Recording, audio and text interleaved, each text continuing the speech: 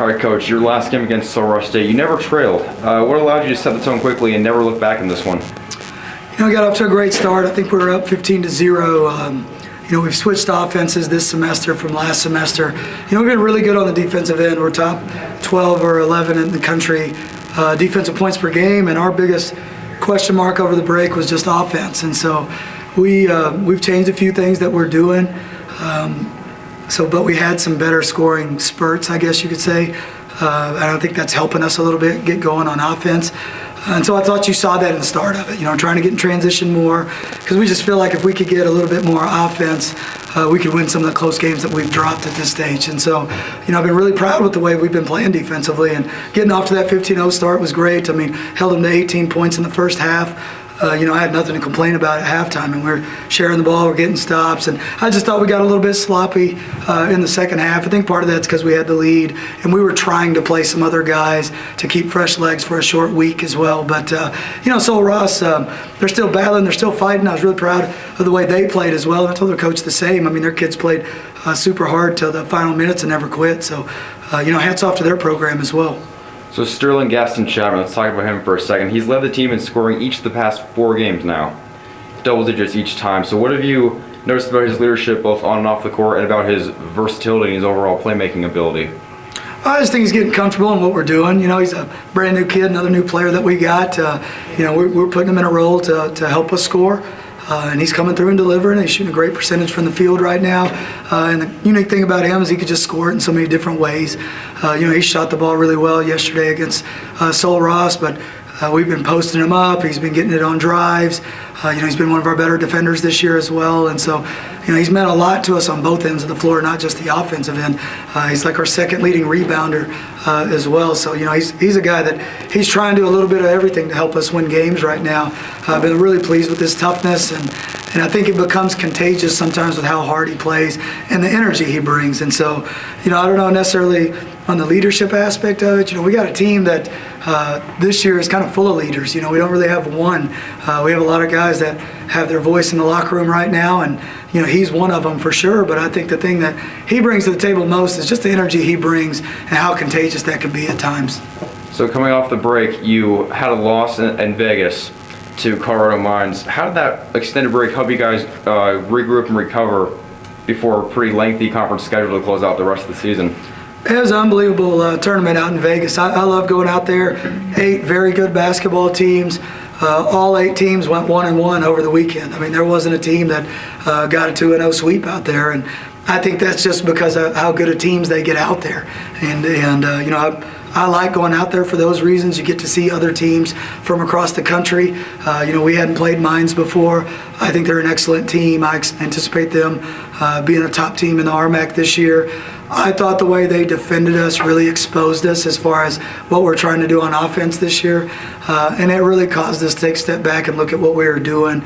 And that's why we made the change after we came back from Christmas to run something different. So that was the benefit of going out there is, we were questioning kind of what we were doing, but we were still winning games.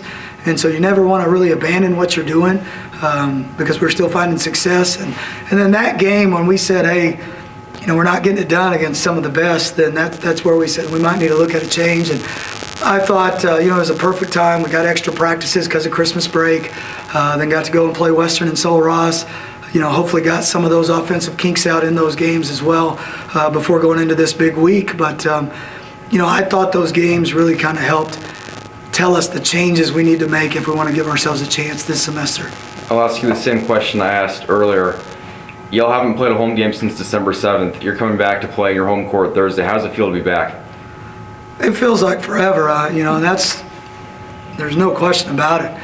Getting home games is hard at Angelo State. I think you could ask any sport that, just because of our location and all the teams around us are in our conference. And so then going outside of that scenario to go try to find someone else to come play here is hard. So we try to play road games and neutral games, for that, and then wait till we get some more home games in league play. And some years they come sooner than later. And this has been a really tough stretch. We were on the road 8 or 9 straight days when we went and played Oklahoma Christian, Cameron, flew straight from there to Vegas. I was out there for 4 days, go to Christmas break, come back, right back on the road again. And so just being able to play at home, I know, is going to be a breath of fresh air. But home's not the answer for us right now. We got to continue to get better as a basketball team. And I don't care where we're playing right now. You got to do a better job. We've been such a roller coaster in sharing the ball and not sharing the ball. Only 6 assists against Sol Ross. Did a much better job against Western New Mexico. Thought we still did a better job in Vegas of sharing the ball.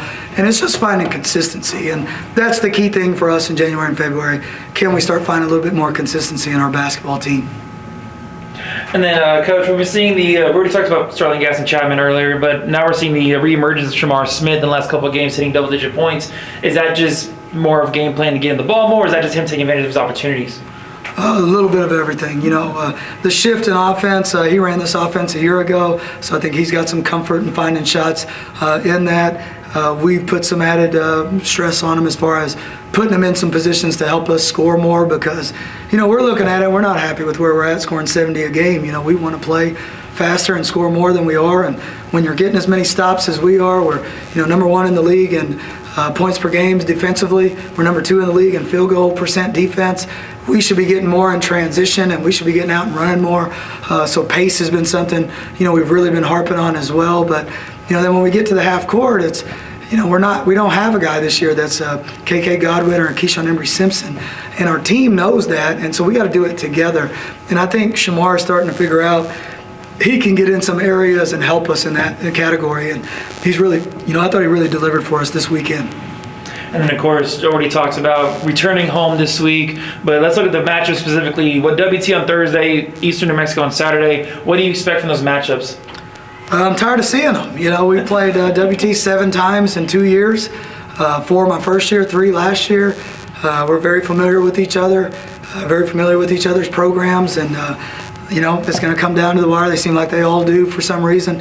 Come down to the wire, and Coach Brown does an excellent job, as he's proven. He's been one of the best teams and programs in the conference. They've won 6 out of 7 tournament championships. Who knows how many regular season championships in a row now. And in my eyes, they're always the team to beat right now until somebody else can prove it in our league to consistently do it. So no, we got our hands full with them. And then same thing with Eastern New Mexico. We lost 2 of 3 against them a year ago. They returned their starting 4 and 5, who have just been a handful for everybody this year in the league. And they've added some very good players to their basketball team.